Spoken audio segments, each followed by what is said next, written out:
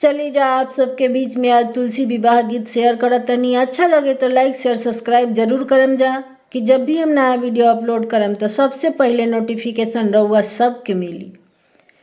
नारायण पूछे तुलसी से दिलावा के बात हो, नारायण पूछे तुलसी से दिलावा की बात हो, नारायण पूछे तुलसी से के ये तोहरो माता तुलसी के ये तोहरो पिता हो।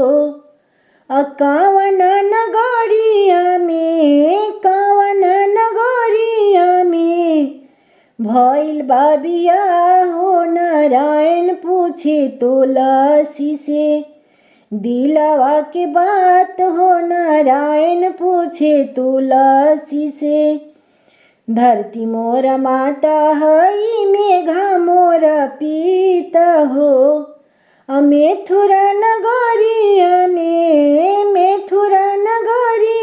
में भइल बाबिया हो, नारायण पूछे तुलसी से दिलावा के बात हो, नारायण पूछे तुलसी से कहवा तोहर नैहर तुलसी कहवा तोहर ससुर हो।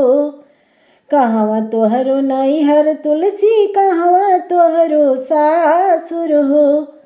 के करा से भइल बारे के करा से भइल बारे तोहरो विवाह हो, नारायण पूछे तुलसी से दिलावा के बात हो, नारायण पूछे तुलसी से गंगा तीर नैहर मोरा जमुना तीरे सासुर हो।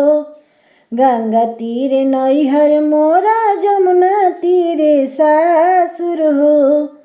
कुंवर कन्हैया जी से कुंवर कन्हैया जी से भइल बा विवाह हो, नारायण पूछे तुलसी से दिलावा के बात हो, नारायण पूछे तुलसी से।